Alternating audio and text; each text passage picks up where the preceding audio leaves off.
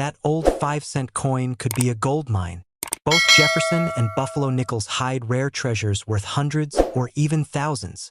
Look for the 1937 D three-legged buffalo, the 1942 silver Jefferson, or any with minting errors. Collectors go crazy for them. Check your nickels before spending. You might be holding real American history worth big money. United States in 1971. A coin that most people would toss into a jar or use to pay for a parking meter quietly slipped through the cracks of mass production and into the hands of an unsuspecting world. It was a Jefferson nickel, a design so familiar that you might not give it a second glance. Yet a few tiny mistakes on some of those nickels transformed them from common pocket change into some of the most sought-after modern error coins. The story of the 1971 Jefferson nickel error is a perfect blend of chance, human oversight, and numismatic mystery, and for those who found the rare examples in pristine condition, it has translated into astonishing sums. Anywhere from $58,000 to $142,320, depending on the variety and the grade. To understand how something so small could become so valuable, you have to step into the mint's production line. The Jefferson nickel, introduced in 1938, had been a stable part of everyday commerce for decades. Its obverse bears Thomas Jefferson's profile. The reverse shows his beloved Monticello. By 1971, millions of these nickels were being produced at both the Philadelphia and Denver mints. The process was a mechanical ballet. Feed the planchet, strike with dies, inspect, and move on. But machines and humans are not infallible. A misaligned die, a damaged hub, or an incorrect planchet can result in an error that gives the coin a completely different character. Some of the most captivating 1971 errors are dramatic off-center strikes, where Jefferson's portrait is shifted away from the rim and part of the design appears chopped off. These coins immediately arrest the eye, the portrait leaning into the open field, the edge bearing a blank arc where design should be. Other varieties include double dies, where doubling on the lettering or date creates a ghost image, or repunched mint marks and displaced hubs that leave faint echoes of the intended design. There are even instances of wrong planchet errors, a coin struck on a blank intended for another denomination or a foreign blank, producing subtle differences in weight and color. Each of these variations tells its own story, and scarcity is what turns that story into value. Collectors who've spent a lifetime scanning coin rolls will tell you that the thrill is not just in the money. It's in the moment of discovery. Picture someone sorting a jar of loose change and pausing because a nickel looks off. They bring it closer to the light, angle it under a magnifier, and suddenly the world narrows to a small patch of doubled lettering or an odd rim. That pause, that instant between recognition and realization, is where ordinary life meets extraordinary luck. For many, their first error coin discovery becomes an obsession, a doorway into the wider universe of numismatics. Why do these 1971 nickels command such high prices? The simple answer is rarity coupled with condition and story.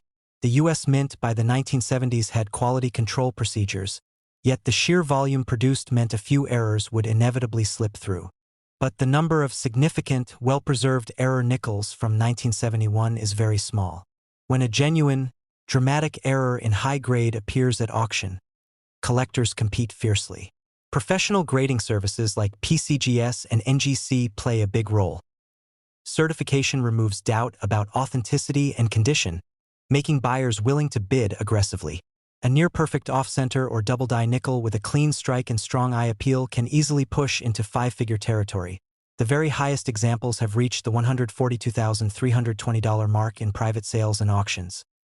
The most prized examples are those that combine a visually arresting error with minimal wear.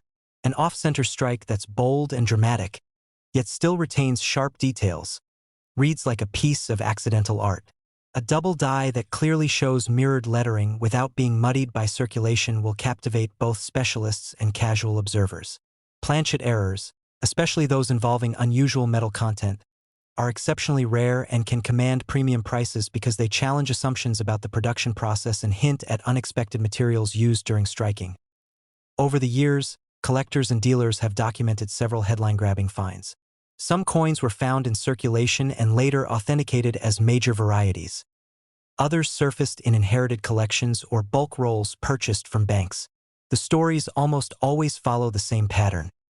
An ordinary person notices something odd. A collector examines it, and after authentication and grading, the coin makes its way to auction or a private sale. The payouts can be life-changing. For someone who discovers a 1971 nickel with a major error and holds onto it long enough to get it certified, the reward can be enormous, sometimes well into that $58,000 to $142,320 range. But not every error is created equal. Many minor varieties fetch modest premiums, while the truly dramatic and authenticated pieces command extraordinary sums. The grading tier matters immensely. A coin graded MS65 with a bold error will sell for far more than a similar-looking coin in VF very fine condition with the same error. The marketplace values both the nature of the mistake and the quality of preservation. That's why education matters. Collectors and sellers who understand the nuances of errors and grading see much better outcomes at sale time. Beyond monetary value, these coins have cultural and emotional weight. They connect us to a human story. The hum of a press at the Philadelphia Mint, a tired operator swapping dies, a planchet mix-up unnoticed during a long shift. Errors are the fingerprints of manufacturing reality. They remind us that even the most controlled systems are vulnerable to human fallibility. Numismatists treasure those imperfections because they add depth and narrative to otherwise uniform pieces of metal. Owning one is like owning a small, tangible accident of history. For newcomers to coin collecting, the 1971 Jefferson Nickel is an enticing chapter.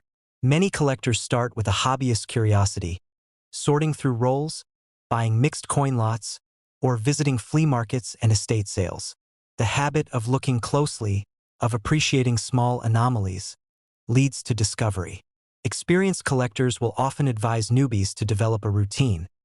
Scan dates and mint marks, examine edges and lettering, compare suspect pieces to known good specimens. A magnifier and a trusted reference guide go a long way. And if something unusual appears, don't dismiss it. Get a second opinion from a reputable dealer or a grading service. The difference between passing off a valuable error as junk and recognizing it can be monumental. The market for error coins has its own rhythm. When a high-profile sale makes headlines, interest spikes. Collectors who once overlooked a series begin searching through storage boxes and bank rolls, hunting for that elusive prize. Auctions become battlegrounds, with passionate bidders pushing prices upward. Yet the cycle of discovery and excitement never loses its allure. Each new find rekindles the possibility that more treasures remain undiscovered. It's also worth noting that while some errors gain the most attention, everyday numismatics teaches patience and appreciation for any unusual detail. A subtle doubling on a date might not fetch six figures, but it still tells a story and adds character to a collection. For many, the joy is in the hunt, not just the payoff.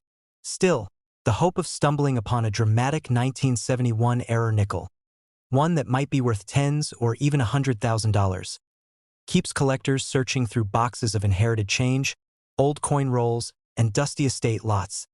If you ever come across a 1971 Jefferson nickel that looks wrong, maybe the date seems faint, the lettering echoing with ghost images, or Jefferson's portrait shifted off-center, slow down and examine it.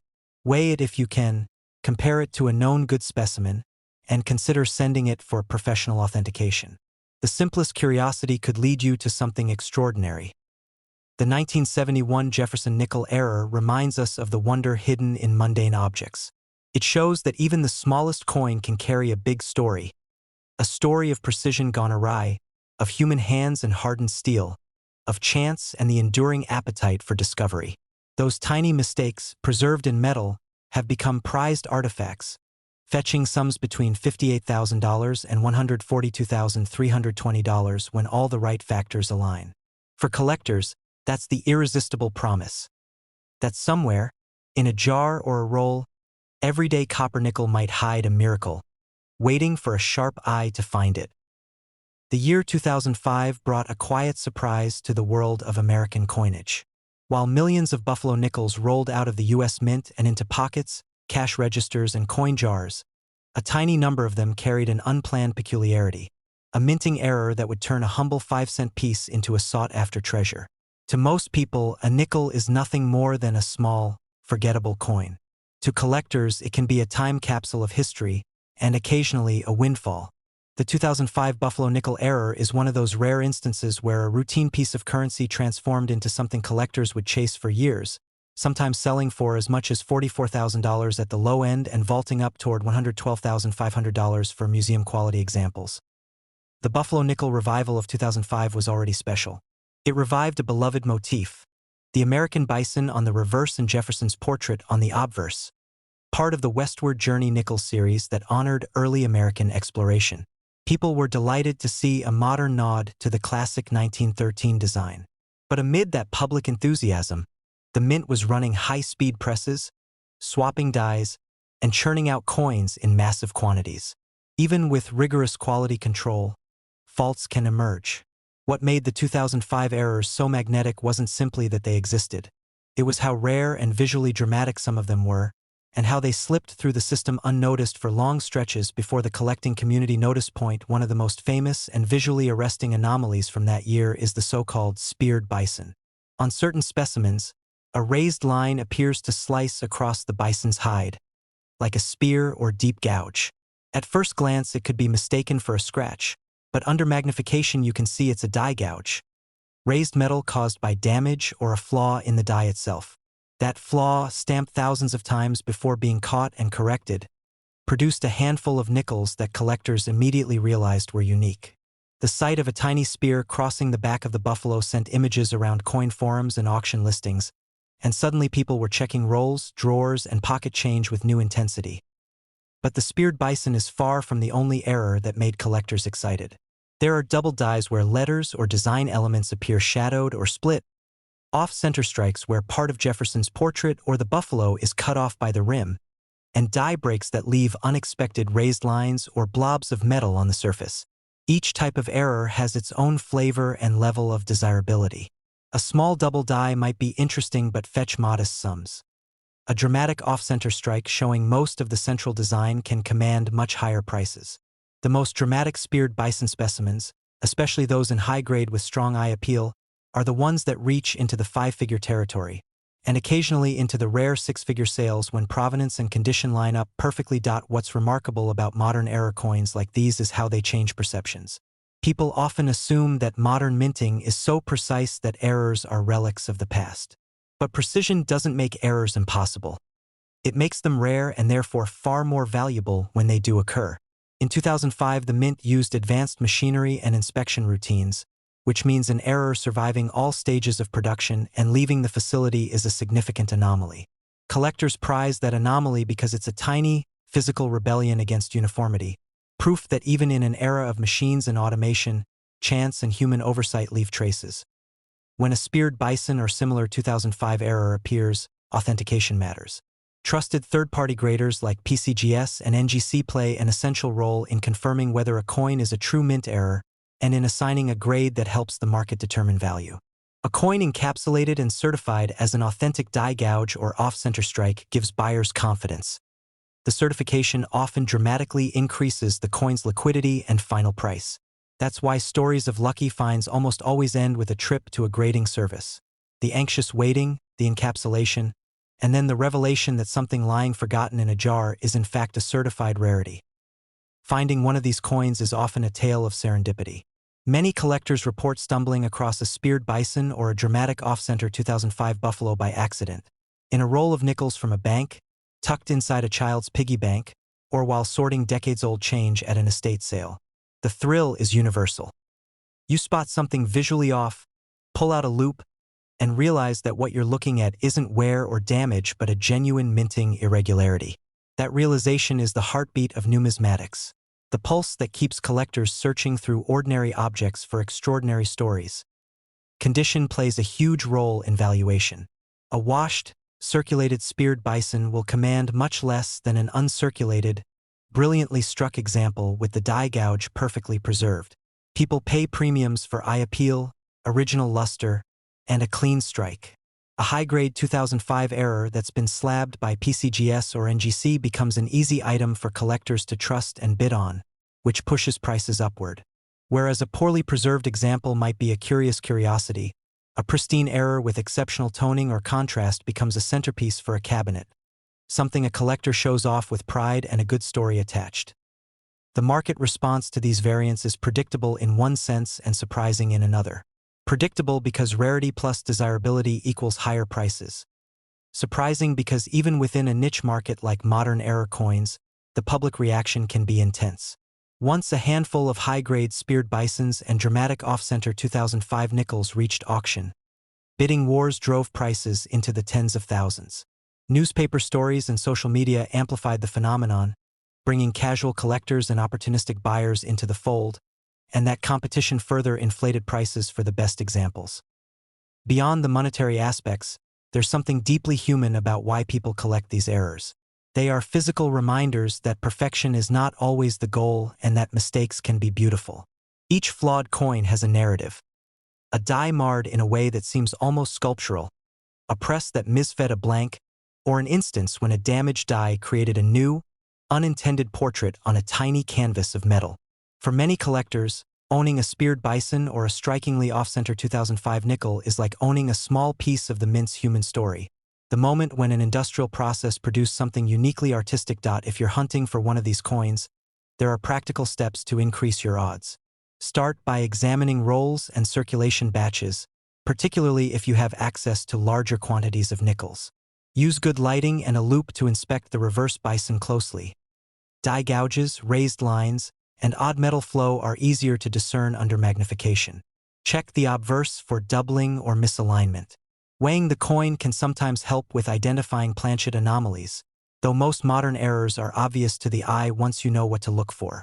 And if you think you've found something special, get it authenticated. The difference between an unverified error and a graded, certified piece can be tens of thousands of dollars. It's also worth remembering that many of the highest value sales come with a story, provenance that traces a coin back to its discovery or to a prominent collection. Museums and high-end private collections occasionally acquire the best examples, further legitimizing their status and pushing market prices. When a coin with impeccable provenance and an unparalleled strike appears at auction, it doesn't just sell. It becomes part of numismatic lore. The 2005 Buffalo nickel error is more than a monetary phenomenon. It's a reminder that the ordinary can suddenly become extraordinary. It teaches collectors to look closer, to value stories over spreadsheets, and to appreciate the small, surprising moments when human production yields something asymmetric and beautiful. For anyone who finds themselves face-to-face with one of these coins, the excitement is the same. A quiet moment of disbelief, the rush of verification, and then the knowledge that a 5-cent piece, by virtue of a tiny imperfection, can hold enormous value. Whether it ends up in a private collection, on a museum pedestal, or in an auction catalog, the speared bison and its fellow 2005 Buffalo nickel errors have changed how collectors see modern coins. Proof that even the most routine object can carry a story worth between $44,000 and $112,500, if luck and condition align just right. In 1987, the Jefferson Nickel looked like any other small piece of American change.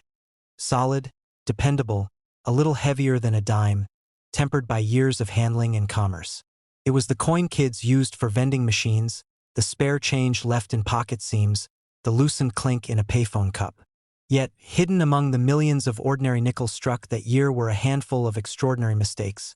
Coins that, by a twist of timing or a microscopic misalignment, became treasures. The 1987 Jefferson Nickel error is one of those stories collectors whisper about. Ordinary metal turned rare by accident, a tiny object that proves a small flaw can hold immense value. The Jefferson Nickel is simple in design but rich in history. Since 1938, Thomas Jefferson's profile has graced its obverse, and the reverse has carried Monticello, his beloved estate. Over decades, the design became a familiar sight, a steady presence in wallets and tills.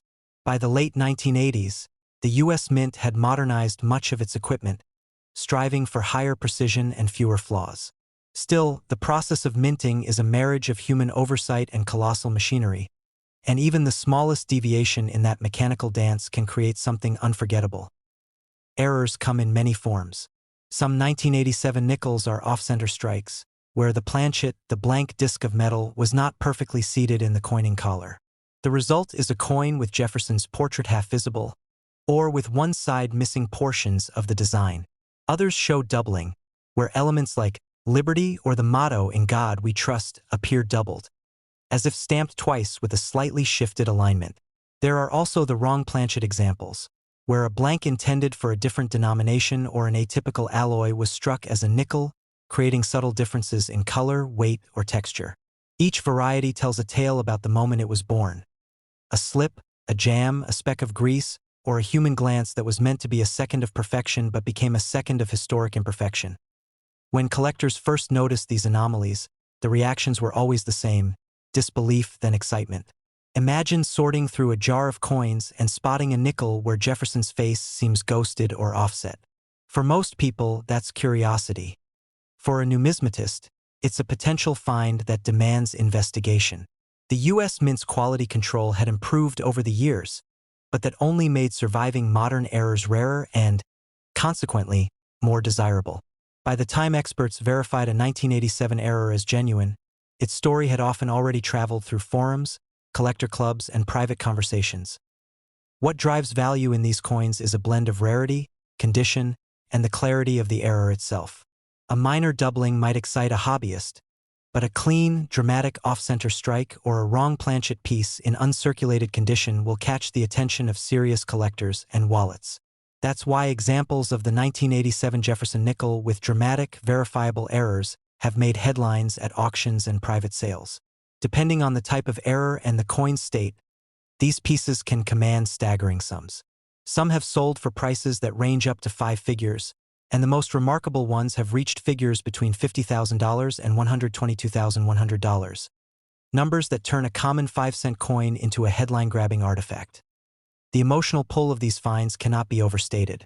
Collectors often tell the same story: a mundane day, a casual sort through change, and then a heart-stopping moment when a coin doesn't look right. It's not just about money. It's the thrill of discovery, the sense of touching a moment in time when a machine faltered and history was minted. Many of the greatest numismatic tales begin that way: an accidental rediscovery from a jar, a roll purchased at a bank, or a drawer of inherited coins. The 1987 nickel's rarity makes that moment feel almost cinematic. The ordinary suddenly becomes an object of wonder. For those curious about identifying a potential 1987 era nickel, start with the obvious. Look closely at the alignment of design elements. Is Jefferson's portrait centered? Are the inscriptions crisp? Or do they have shadow-like duplicates? Check the rim. Broad strikes and off-center strikes often show a distorted or smoothed edge. Measure the coin's weight if you can. Wrong planchet pieces may differ slightly from the standard composition. Use a loupe or magnifier to inspect the fine lines around Monticello and Jefferson's face. If the coin shows signs of a genuine mint error rather than damage from circulation, the next step is professional authentication. Services like PCGS or NGC will examine, certify, and grade the coin, which is essential for collectors and potential buyers who want to ensure authenticity and establish market value. The market's appetite for such pieces comes not only from the thrill of ownership but also from the narrative each coin carries. In auctions, bidders compete not just for metal but for the story. The single moment in 1987 when dozens of tons of metal were pressed under massive force and one coin escaped perfect replication. Collectors love that human element, an accident that contrasts with an otherwise highly controlled process. That's why a properly authenticated 1987 era nickel, especially one with striking visual impact and preserved condition, can draw aggressive interest and push prices into very high ranges. Over the decades, a few notable finds have entered the public record. Stories recount coins pulled from circulation that, after grading and authentication, sold for tens of thousands. Some discovered in rolls bought at local banks, others found in estate collections, each accompanied by a spike of excitement among collectors. These events tend to reignite interest in the series and prompt renewed searches among hobbyists who dream of finding the next remarkable piece. Even experienced dealers admit the lure of hidden error coins. Every roll, every jar is a possibility. Beyond the monetary high, these coins resonate because they are tactile pieces of history. A 1987 era nickel connects us to the mint that year, the workers, the presses, and the exact circumstances under which production occurred. The coin becomes a small, portable monument to a fleeting imperfection. That human story, more than any spreadsheet of values, is what keeps collectors captivated. A coin like that is conversation, proof, and memory, all forged in a split second of pressure over a hydraulic press. Investors too have taken notice. Unlike many collectibles whose value is purely speculative, error coins possess intrinsic appeal.